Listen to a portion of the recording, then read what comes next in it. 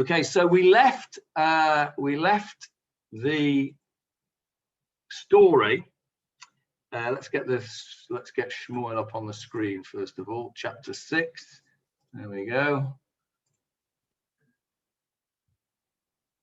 Okay, so hopefully you can see the screen there. Right, there we go. So, chapter 6, we left it. They'd placed the ark on the cart and the box with the golden mice and the images of the golden hemorrhoids or buboes, if it was bubonic plague. And we had this whole idea of the cows going straight up on the road and not going back, singing as they went, Vayisharna haparot. They went straight, but they were singing from the word shara. They were lowing.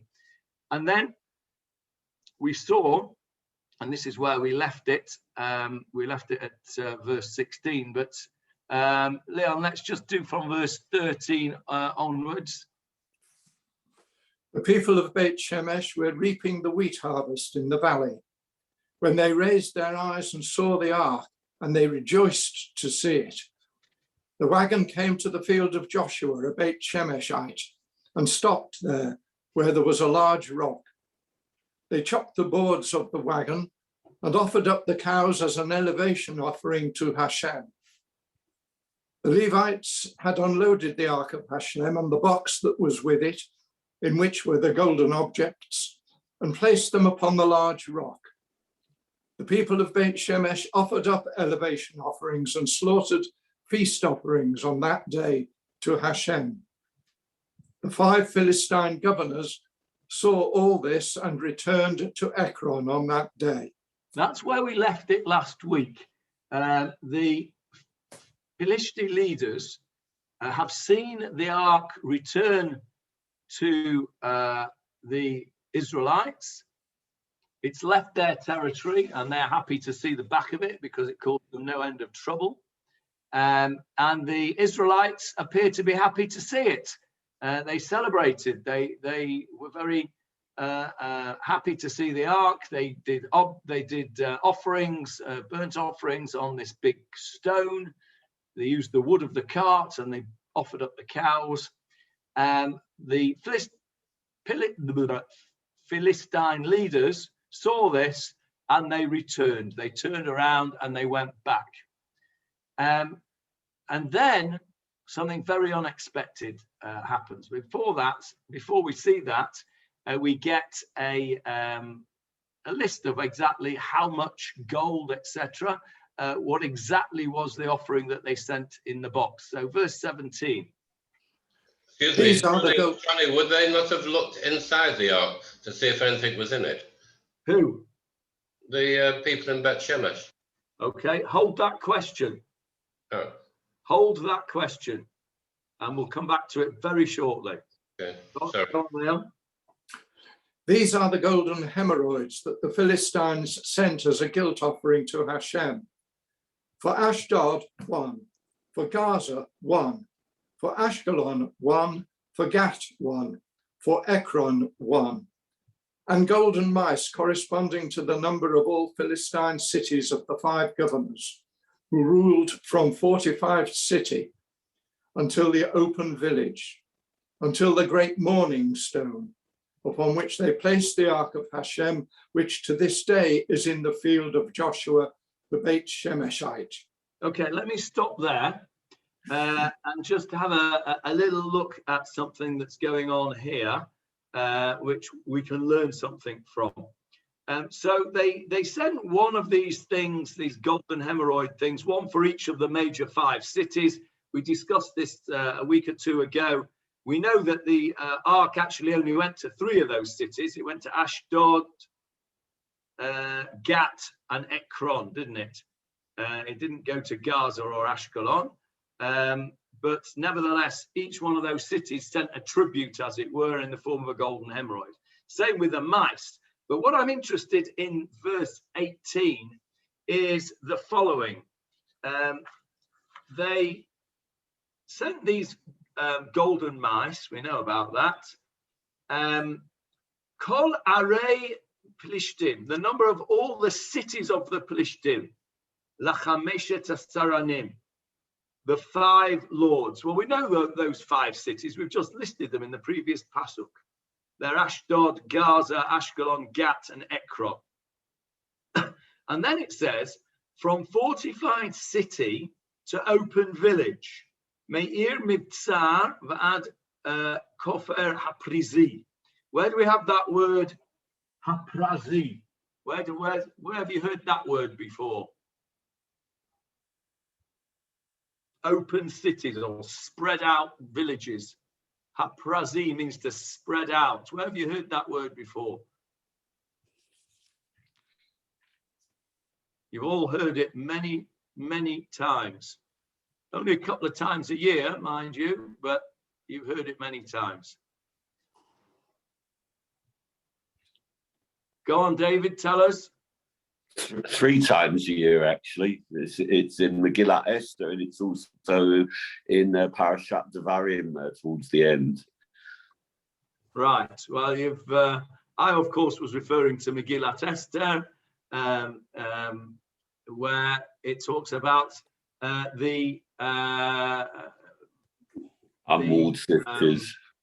The letters were sent out to all the different nations, the 127 provinces, and the Jews were allowed to defend themselves in the Parazim, the spread out places. That's a word we see in the Megillah Esther. I don't remember where it is in Devarim. Tell me where it is in Devarim, David, please. Chapter 3, verse 5.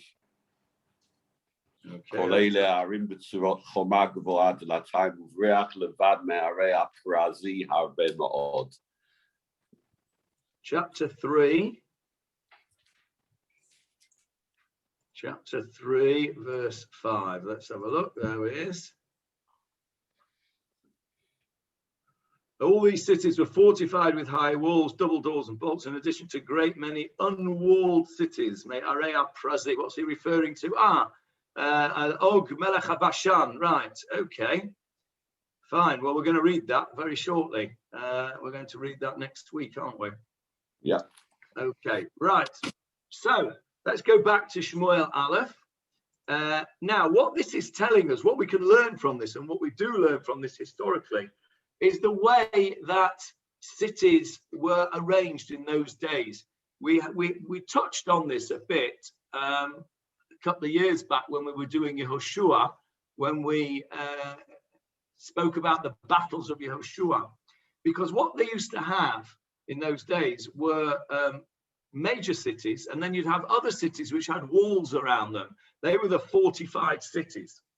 And then you'd have people living outside of the walls of the cities, perhaps in the fields, working the fields, living in little villages which were outside the walls of the cities.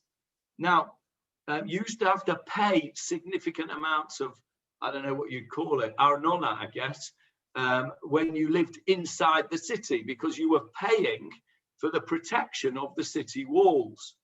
Now, those people that were outside of the city walls were obviously, of course, vulnerable to attack.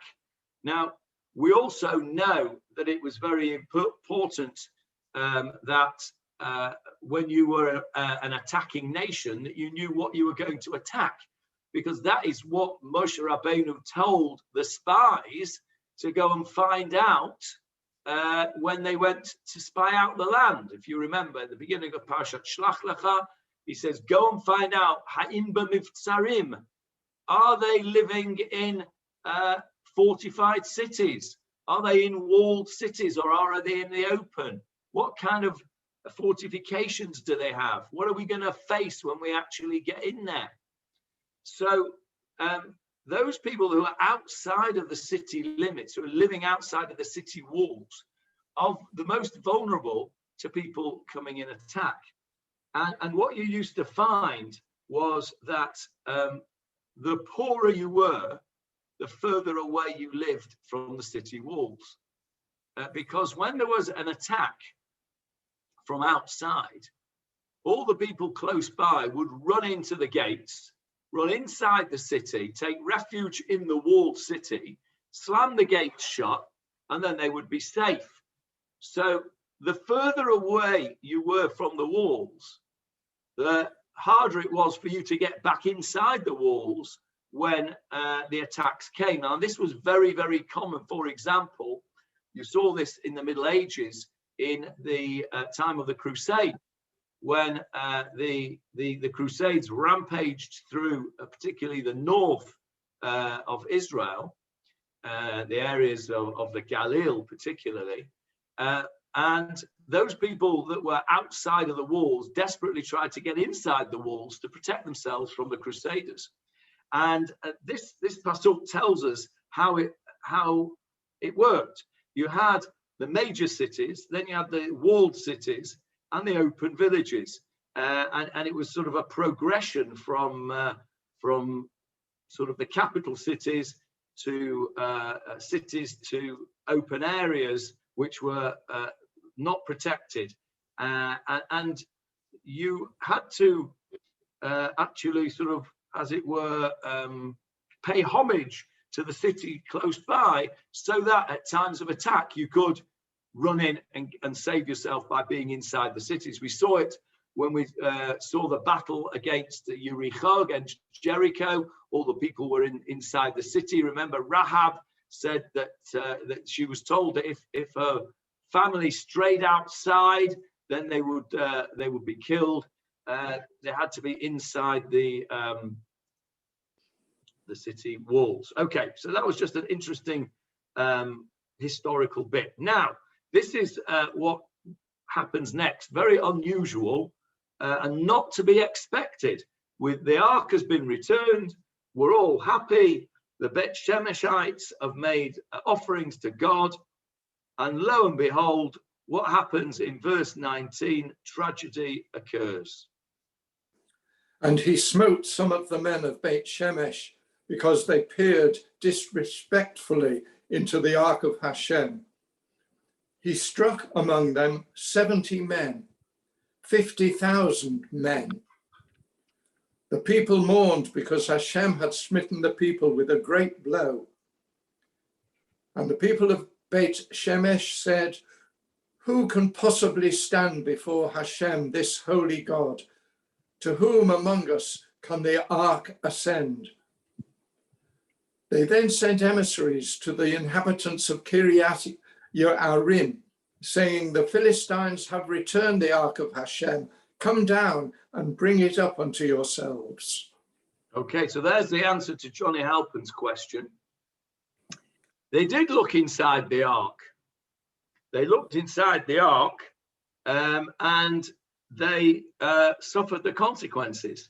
Why were they not allowed to look into the ark? How do we know that they were not allowed to look into the ark? That privilege was given to the Levites. Well, even the Levites were told they weren't allowed to look at it. The Kohen Gadol possibly was allowed. Correct. If we have a look here in the end of Parshat Bamidbar, let's have a look. I've got it on the screen now. It's there in blue. It's chapter what is it? Chapter 4. Chapter 4 of Bamidbar, verse 18. This is talking about the vessels in the Mishkan. Of course, the Aaron was part of it, and this is what we're told. Whenever you're ready, Leon, verse 18. "Do not let the tribe of the Kohathite families be cut off from among the Levites. Thus shall you do for them, so that they shall live and not die.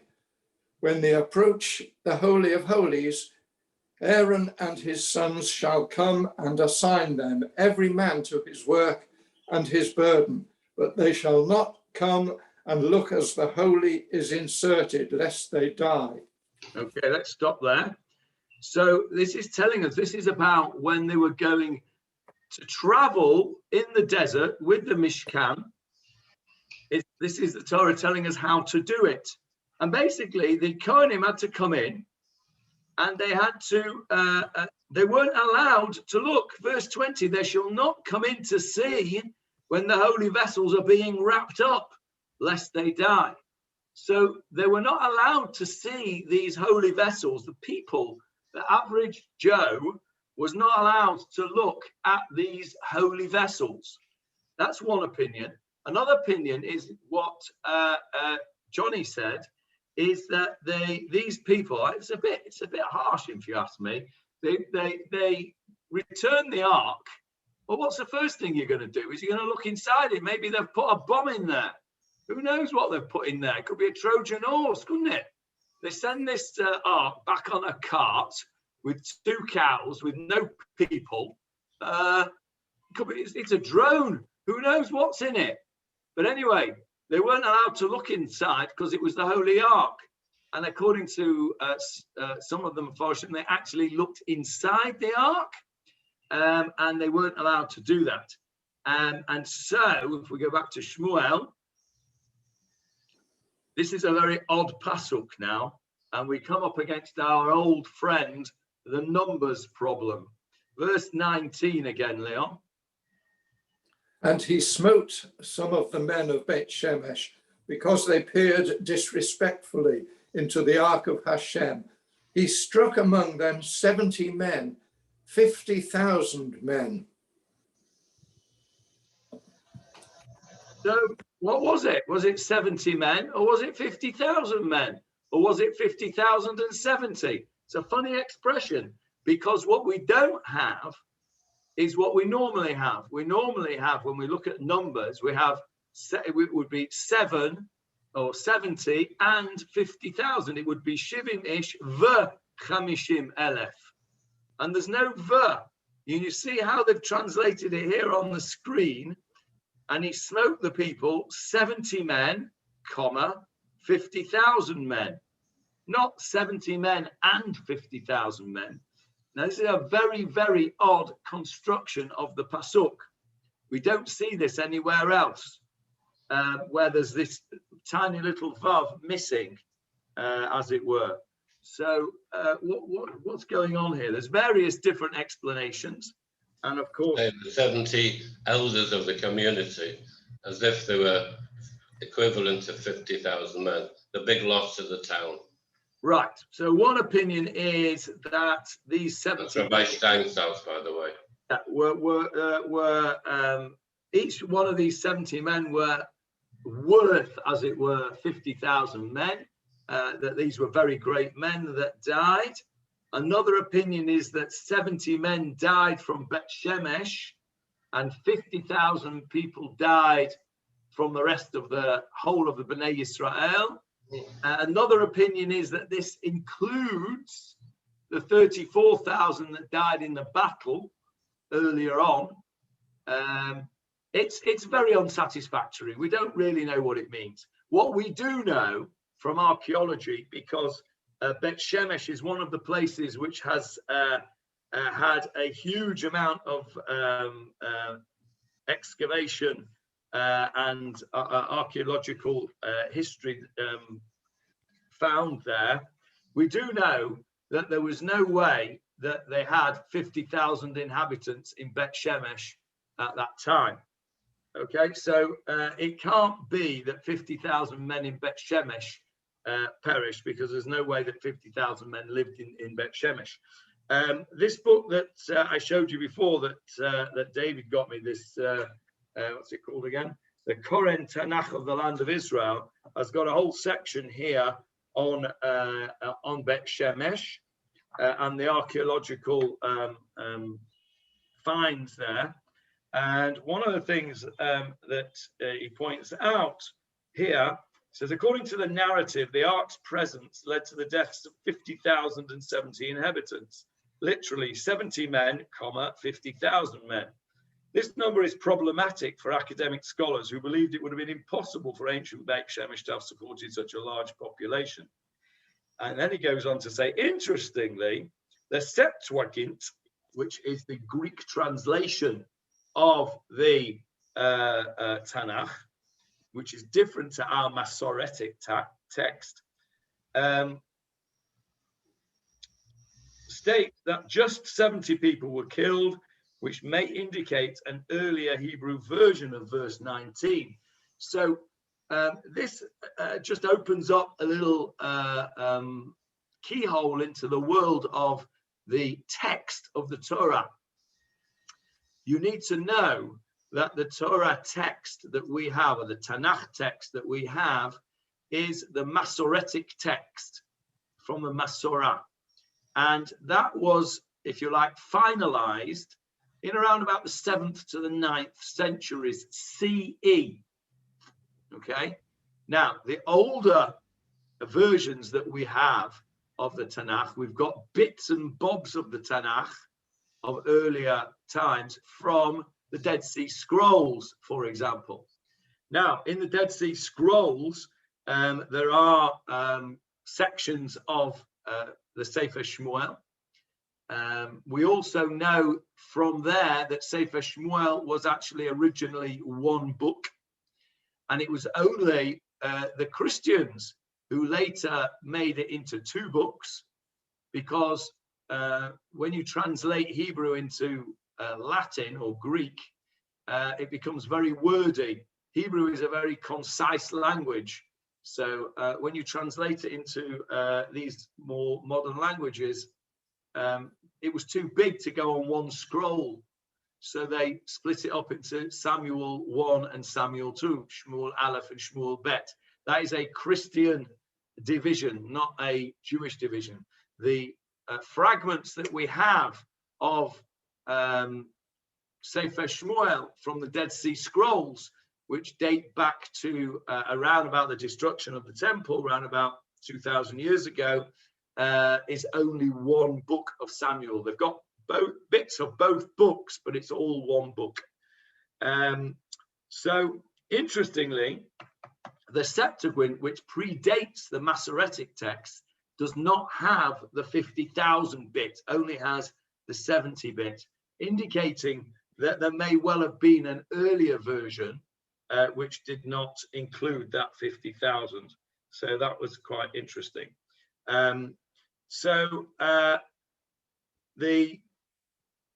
Either way, there was a plague here. It all went belly up when they started to look at the Aron HaKodesh. Now, what's wrong? Okay, so they've done an Avera. They shouldn't have looked at it. And I think Leon's Art Scroll translation adds in a word which is not here in the Hebrew, and that is, I think you said, gazed disrespectfully, if I'm not mistaken. Is that right? Yeah. Yes. Well, it doesn't say that in the Hebrew. It says kira'u, they saw, they looked at. Doesn't say they looked disrespectfully. So the Art Scroll has seen fit to introduce that word because it needs to explain to us what they did wrong. Because just looking at it, I think, could be forgiven. It's a holy object which has been sent back by the Plishtim. Your first thing you want to do is, have they damaged it? Have they put some kind of idol in there?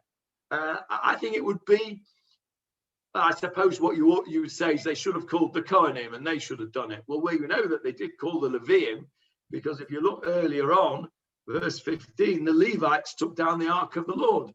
So you could argue that whoever it was that looked inside of it shouldn't have done so, but it seems a bit harsh to me that they all got killed for it. So I think Art Scroll think that too, and therefore they have inserted the word al-Pia Midrash, that they looked at it disrespectfully. Various opinions are that if you look at what happened, verse 13, read verse 13 for us, Leon. The people of Beit Shemesh were reaping the wheat harvest in the valley when they raised their eyes and saw the ark, and they rejoiced to see it. So the Mefarshim say that some of them sort of looked up and carried on what they were doing. Had a look, oh, the ark's coming, that's nice. We'll have a day off. But they didn't treat it with the respect and the awe that they should have done. And some of the Mefarshim say that is what the crime, as it were, was. and I think the art scroll is inserting that word disrespectfully, al pi midrash. But they said it's coming home, Johnny. Yeah. It's a segula. It's coming home. The ark was coming home. Yeah. Johnny. Yes, David. Yeah, I think that the art scroll here is following the interpretation of the Radak, who says that they gazed on it disrespectfully, i.e. they were more concerned with carrying on with their work and dealing with their fields than the holiness of the Aron HaKodesh being returned. That's quoted in the Radak. What's interesting is and also the Radak also says that they looked inside the ark. So what's interesting here is we had a problem earlier on. Why did they lose the war in the first place? Remember the beginning of this whole episode, when they lost the 4,000 men. What did they do? They went to get the ark, they brought it to the battle, and then they lost another 30,000 men. And what did we say about that? We said that they attributed too much holiness to the ark. And it was a bit like the golden calf, that they said the ark itself was God. And they didn't, if you like, realize that the ark was just a vehicle through which God's presence was there. And as it were, they served the ark instead of serving God. That was what we said, if you remember, about why they lost the battle in the first place. Well, now we've gone to the other extreme. Now they're not treating the ark with enough respect. Seems a bit harsh to me, all of this. You know, what do you want of these people? When they treat it with too much respect, you say that they're worshipping the ark. And when they don't treat it with enough respect, you say they're being frivolous with it. Well, you know, make your mind up. What is it? And I think that the Mepharshim say that really that what we should be doing is that we should be going somewhere in the middle. And I think that the idea is that extremes, kitzoniut, extremism, fanaticism on either side. So fanatically religious and fanatically anti-religious or irreligious is a bad thing. Extremism is not a good thing. The Rambam says you should always take the middle road, as it were.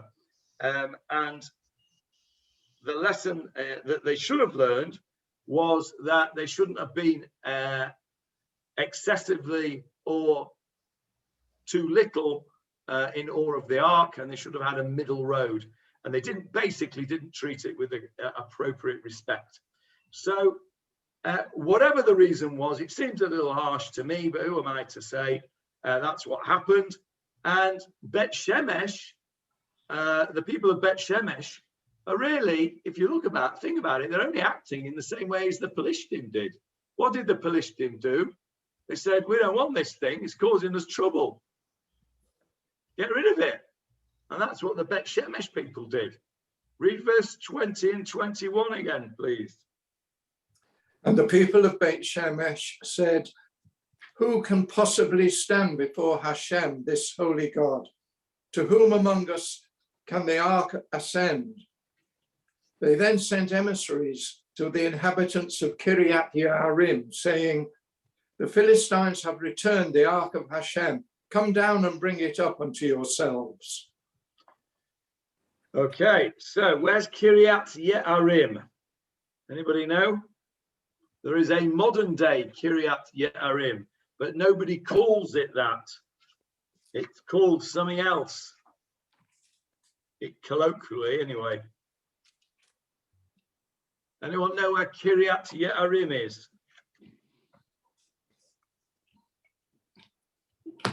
Yes, it's just Bernice. outside Jerusalem. It is outside Jerusalem, yes. Where did you say, Barbara? Just outside Jerusalem, Tellstone. Yes, Bernice? Abu Ghosh. Yes, Abu Ghosh and Tellstone, you're absolutely right. We've all passed it. Some of us have actually been to it. If you're going into Jerusalem, as you go down the hill before you go up the steep bit, on your left-hand side is Abu Ghosh and Kiryat Yearim. You'll see a sign for Kiryat Yearim. Most people don't call it Kiryat Yearim; they call it Tel Stone or Telsha Stone, because it's an area that was set up by the Telsha Hasidim, an extremely orthodox area. Tel Stone's got a lot of yeshivot in, and that is called Kiryat Yearim, the area of Abu Ghosh. Now, the modern day name for the place of Kiryat Yearim of the Torah, it's exactly that same area, but the modern day of the place, of the actual place where it was, is called, anybody know? I know because it's in this lovely book here. It's called, you won't know, so I'll tell you. It's called Deir-Al, which is Arabic, which means the monastery of Azar. Now, why do you think it's called Deir-Al? Well, to know that, you have to go on to the next chapter. Let's have a look at chapter 7. So the men of Kiryat Yearim came and brought up the ark of Hashem, and they brought it to the house of Avinadav on the hill, and they designated Elazar, his son, to guard the ark of Hashem. There we go, Elazar. Now, and there was Elazar, who was his father? His father was Avinadav. You heard that name before? Avinadav? You heard the name Elazar before? Who was the first Elazar? Last week we were talking about, was it last week or the week before in the laning? Elazar HaKohen? Elazar HaKohen, the son of Aharon. He was the second Kohen Gadol. He took over from Aaron as the Kohen Gadol. So Elazar is a very powerful Kohen name. Anybody called Elazar here is likely to be from the family of Aharon. What was Aaron's first two children called? Nadav, Avihu. Nadav and Avihu. Nadav and Avihu. And what if you were to say them the other way around? The two brothers' names the other way around. They would be what? Avihu v'Nadav. And what was Elazar's father called? Yeah, Avinadav. Avinadav. So here you have Avinadav, which is a combination of the names of the two oldest sons of Aharon, who, of course, lost their lives when they brought Eish Zarah, foreign fire, whatever that means, into the temple. They were killed in the service of God, as it were. So we know them as Nadav and Avihu. But if you know them as Avihu and Nadav, you've got Avinadav. Avinadav, obviously, is a name which sends us back to the sons of Aaron. He called his own son Elazar, another son of Aaron. So you can see here that these people were very much Kohanic families. And they were the ones that came and took the Ark of the Lord. Well, of course, they were the ones that did it, because they're the ones that are only allowed to do it. They're the only ones that are allowed to look at it. They're the only ones that are allowed to handle it. And they're the only ones that are allowed to look after it. So it was Elazar. So the modern day name of Deir-Al, which is the Arabic name for Kiryat Yearim, is there because of this pasuk in Tanakh to tell us that this place where the ark went to in Kiryat Yearim was the house of Elazar, and the Arabic name of the place recognizes that place. Now, this Kiryat Yearim place, which is in Abu Ghosh and Telstone, Kiryat Yearim, was also like Bet Shemesh. Let's see if we can get a map up. Let's go to Google Maps for a minute. Google Maps. Okay, let's put in Kiryat Yearim. Just give me a second. Should have got this ready before, but I didn't. Kiryat Yearim. Oh, why isn't that working?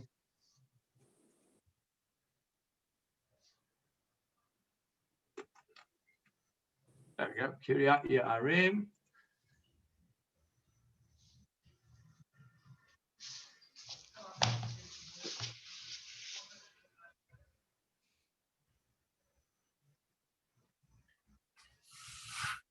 Right, so here we go. Here's Jerusalem.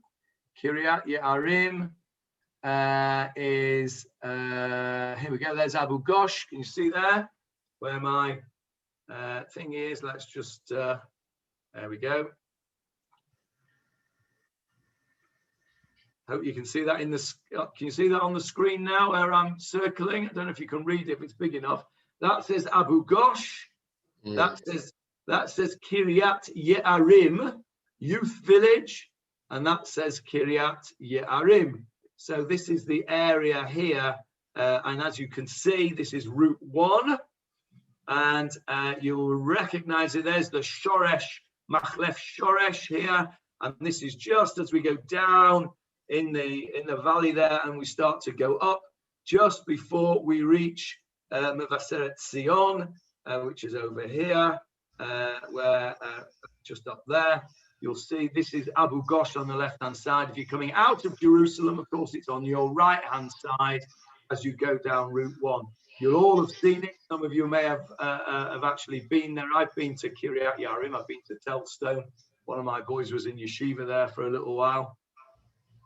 And it's so there we go.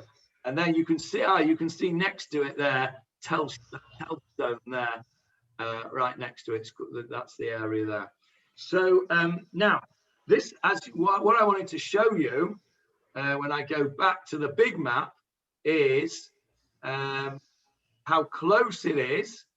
It's about where that number 1 is there. You can see how close it is to Bet Shemesh. There's Bet Shemesh, right? So it's very close to Bet Shemesh, this Kiryat Yearim, which means that the same as Bet Shemesh, Kiryat Yearim was one of the border towns that bordered the Philistine territory. Remember, the Philistine territory, there's Ashkelon, there's Gaza, there's Ashkelon, Gaza, down here, Ashdod, Gat and Ekron. This is the area. So Kiryat Yearim and Bet Shemesh were over there, which are very close to the border of the Philistine area. We look at our tribal map again that we always go back to. I'll just get that up on the screen.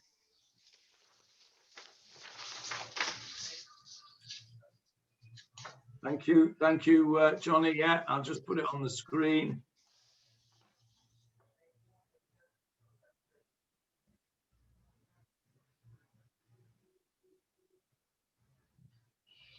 There it is. There we go. So there's the Philistine area. There's Jerusalem. And remember, Kiryat Yearim is just to the west.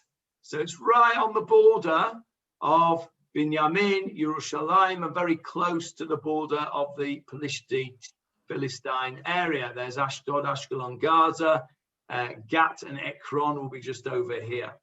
So it's a border town. It's a border town, and the point is that it's close to Bet Shemesh, where the ark has now caused havoc by causing the death of maybe 70 people or maybe a lot more. So it was a border town in the corner of the territory of Yehuda and Binyamin, as we saw on that map. Now, where have we heard Kiryat Yearim in the past? Well, I don't expect you to remember this, because when we did this, when we were doing Yoshua, we skipped over it because it was in the boring bit. I'll take you to Yoshua chapter, where are we? Chapter 9. And you'll see over here that the area of Givon. Remember the story of Givon, where these were the people who pretended that they'd come from a very long way away. Remember, they made themselves look like they were far away people, and they came to Yehoshua and they made a pact with them. And they said, look, we've got parched bread here. They put themselves old canteens of water and worn out sandals. Remember the story? And they fooled Yehoshua into making a covenant of peace with them. And then if you have a look in Joshua chapter 9, verse 16, Leon. It happened at the end of 3 days, after they had sealed a covenant with them, that they heard that they were neighbors of theirs and that they dwelled in their midst. The children of Israel traveled and came to their cities on the 3rd day. Their cities were Gibeon, Chephirah, Berot, and Kiryat Yearim. Okay, so there we go. Kiryat Yearim was one of the Givonite cities. So that's where we've heard them before. There's also another reference to it as being in the territory of Yehuda. This is the bit that we skipped over. Can you reshare the screen, Johnny, please? Oh, sorry. Right. Yes. So here, this that I've got on the screen now is chapter 15 of Joshua. And this is a bit we skipped over. And the reason we skipped over it was because it was very dull, because all it was doing was listing the territories of each tribe. But if you have a look over here in verse 9, it says on the border, this is the border of Yehuda's territory. The border circled from the top of the mountains to the fountain of the water of Nephtoah and went out to the cities of Har Ephron, and the border circled to Baalah, which is Kiryat Yearim. Now, why did I want to show you this particular pasuk? Because Kiryat Yearim, which is, it clearly says in Yoshua, is a border town of Yehuda, which I've showed you on the map, had another name. And the name it was Baalah. The border circled to Baalah, which is Kiryat Yearim. Why do you think it was called Baalah? Jeffrey, you're muted. Yeah, because it must have been a heathen temple there to Baal. Exactly. The fact that it was called Baalah means that the god Baal, which was the Canaanite god, must have been, as it were, in residence there or in power. This was obviously the god to which this city paid homage, and there must have been a Baal temple there. Now, it's very relevant that the Bet Shemeshites in our chapter here send the ark to Kiryat Yearim. Kiryat Yearim must have been a from place. It had, in previous times, had a temple to Baal. But now, look, it's not called Baalah anymore. It's called Kiryat Yearim. It's dumped its old Baal image, as it were, and it's now called Kiryat Yearim. And not only that, who lives in Kiryat Yearim? Avinadav. This very clear reference to the family of Aharon HaKohen and his son Elazar. Another clear reference to the son of Aaron HaKohen. So what we can see here, what we can deduce from the fact that the people sent it to Kiryat Yearim, and from the fact that it was called Baalah previously, we can deduce that it was this Kiryat Yearim, this border town, was actually quite an important place. It certainly was connected with Baal, because that was its previous name. But it looks like between the time of Joshua and the time of Shmuel, which we're talking about, what, 400 years or so, the area has become Judaified. Baal has been removed, and it's a holy place. It's got holy people in it. It's got Kohanim in it. Now, we know that they must have been okay, these Kohanim. How do we know that? Verse 2, Leon. From the time the ark was stationed at Kiryat Yearim, there ensued many days. There were 20 years, during which the entire house of Israel was drawn after Hashem. Okay, 20 years it was there, and it didn't cause any trouble, right? We've had it 5 minutes in Ashdod, and they've all got hemorrhoids. 5 minutes in Gat, and they've all got internal hemorrhoids. 5 minutes in Ekron, and they're all dying.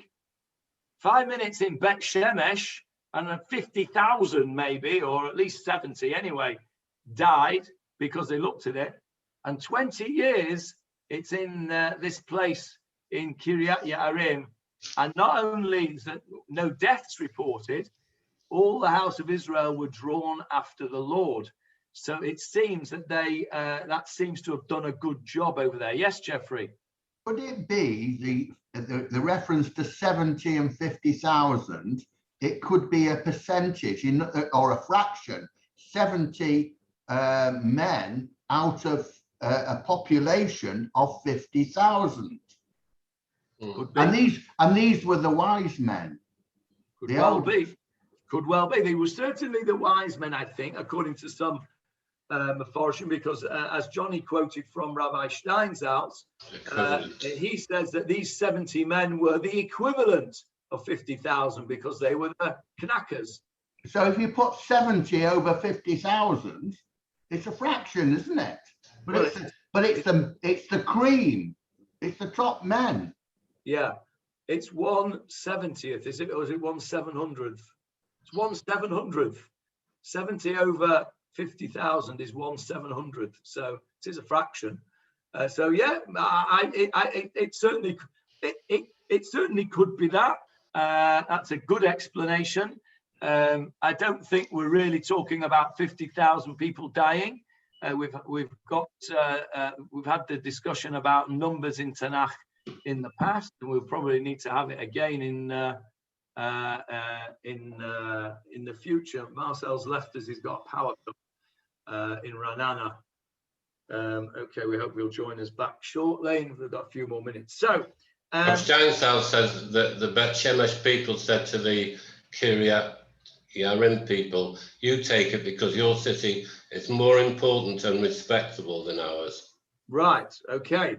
So that would fit in with our theory, wouldn't it? Yeah. That Kiryat Yearim has changed its tune, as it were.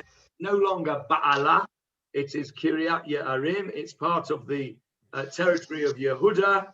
Interestingly, it's not listed as one of the cities of the Leviim in the Torah. The Torah lists the cities of the Leviim, and it's not listed with it, but it's clearly, at this time in history, is clearly an important Kohanic or Levite city, because Avinadav and his son Elazar lived there, and they were able to look after the ark for 20 years without any disasters happening. Now, there's a little when excuse me, Johnny, when they arrived in Bet Shemesh, there was Leviim. They were the ones that took the ark off. What happened to those Leviim? You mean the ones in Bet Shemesh? Yes, they were the ones that took the ark down and made the altar and everything. Yeah, we don't know. Maybe they were part of the 70 people that died, because he didn't do it respectfully. I don't know. I don't think we're told that specifically. We do know that it was Levine that took it down. There's an interesting thing here about Kiryat Yearim, an interesting archaeological thing. Tel Kiryat Yearim, which is where we're talking about, was settled almost continuously from the early Bronze Age, that's 3,300 BCE. So that's well before the time of the period we're talking about. What are we talking about? Well, let's work it out. David HaMelech reigned around about 1000 BCE. This is just a few years before his reign. We're going to read about his reign in later chapters of this book. So we're talking about 1100 BCE. Tel Kiryat Yearim seems to have been settled from perhaps 2000 years before that, from 3300 through all the way through to the Byzantine period of up to 1450 CE. So we're talking about an area which was continuously occupied and settled for a period of 5,000 years. Quite remarkable. Yes, Jeffrey? It mentions it here that it's a hill.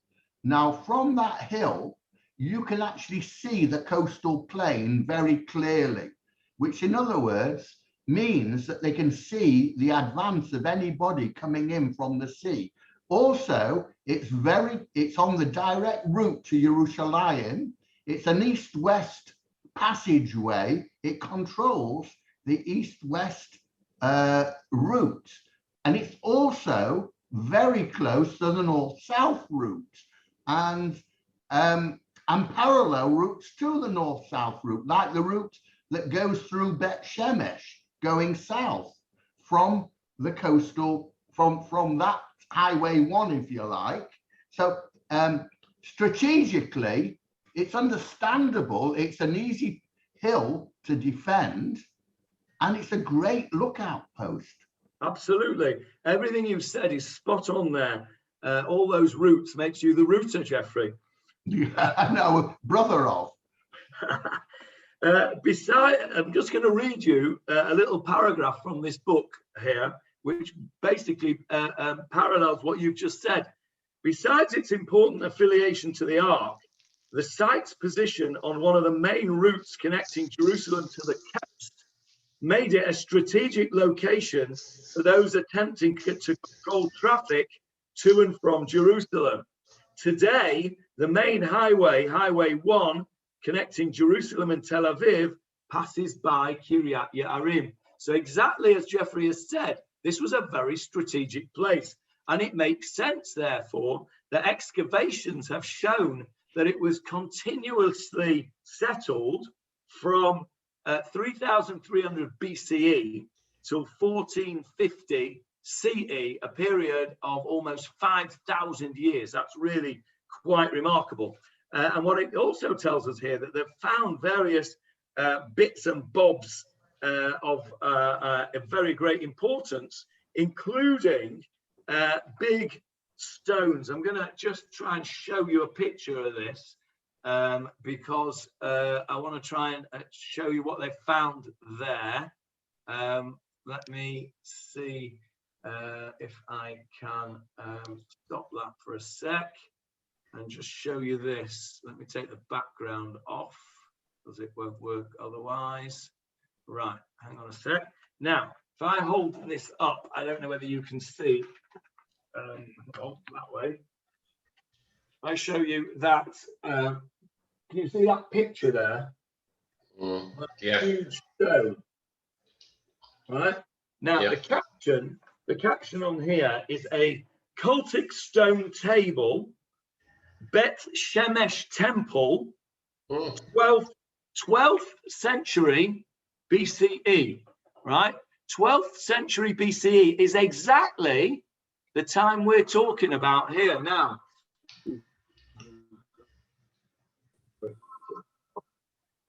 This is the exact time that we're talking about. 12th century BCE. That stone, that picture there, okay, is probably that schlepped the ark back, because we're told they had this big stone. Let's just go back to the words on the screen. There we go. Let's go back to chapter 6. At the end of chapter 6, we read it. They placed, here we go, verse 15, Leon, chapter 6, verse 15. The Levites had unloaded the ark of Hashem and the box that was with it, in which were the golden objects, and placed them upon the large rock. The people of Beit Shemesh offered up elevation offerings and slaughtered feast offerings on that day to Hashem. So there you are, that picture I've just shown you in here, which was found in a temple at Beit Shemesh in the 12th century BCE, could well have been the very stone on which those cows were offered up. What an amazing thought. It's just phenomenal. And I'm sure that as we go through, with the help of this tremendous work that's been given to me here, we'll see some other stuff as we go along, which is equally remarkable. So I'm going to stop there because I need to rush off. Just a quick, before we go to any questions or comments, a quick recap of what we've done. We saw that the Philistines went away, and then they didn't see all this. It's important that they didn't see all this. The Bet Shemesh people looked at the ark, and some of them died, 70, 50,000, who knows what that means. We had a few suggestions there, and they didn't like it. They sent it off to Kiryat Yearim. We had a look in chapter 7 where Kiryat Yearim was and where it is. Avinadav's house, we saw that this is a name which clearly indicates a Kohanic family. Elazar, the son, also a Kohanic name, and they were able to guard it for 20 years without any sorrows happening to it. And we've seen from here that the modern archaeology is giving us a huge insight into the accuracy, not that we need this kind of thing for our faith, because we believe that this was divinely inspired, but nevertheless it's amazing to see what they've found from the 12th century in Bet Shemesh itself. That could be the very Mizbeach on which this occurred. An amazing thought, I think, to end with there. So are there any comments or questions before we close for today? Yes, Jeffrey, you're unmuted. I mean, you're muted. I was just going to say thank you. It's fascinating when you can put places that a lot of us can identify with to the biblical text. And I think this is something quite very close to my heart. I actually love it when I can walk in the paths of our forefathers, and me it too. does something that makes the hair on the back of my head stand up. Absolutely, I agree with you, and this is why I've tried very hard when we do our Tiolim to incorporate Tanakh to it. The last Tiol we went to, of course, we went to the tomb of Shmuel, and that's probably not where he was buried, really, truth be told, but we went to somewhere which might have been his tomb, and we've certainly been on our Tiolim, as you say, in the footsteps of our fathers. And the reason that I'm so keen on this, and the reason why it makes the hairs on the back of my neck stand up as well, is that the first time I came to Israel that I remember, the first time I came I was only a little baby, I don't remember it, but the first time I remember, I was 8 years old. It was in May 1968, just after the 6-Day War, and I remember being taken to Ma'arat HaMachpelah in Hebron, to the where the patriarchs are buried. And of course, by the age of 8 years old, I was very, very familiar, due to my very good education at Jewish day school, I was very, very familiar with the story of Abraham and Sarah, and Abraham buying the area to bury Sarah. And I remember at the age of 8, I remember it vividly, standing at this place and being just speechless that I was here at this place that I've been learning about in school about Abraham Avinu. And it's never left me, that desire to be in those places, that feeling of history, that feeling of awe with a capital A, in these places of all our history, whether it's ancient history, Tanakh history, or modern history. The feeling, the power that a person gets when you're actually at these places, to me, it's something very, very powerful, and it pleases me to hear what you say, Jeffrey, because it pleases me that other people feel that way too. So thank you for that. And it also reinforces our claim, our historical claim to Eretz Yisrael. Of course. And we must never, ever forget that. Of for course. 2,000 years, we prayed for the return. And we're still praying. It's still part of our daily life. Absolutely, 100%. Yes, Howard. I just want to add a personal anecdote to that, which is until very recently, Ophira's, my wife's parents, lived in Bnei Brak.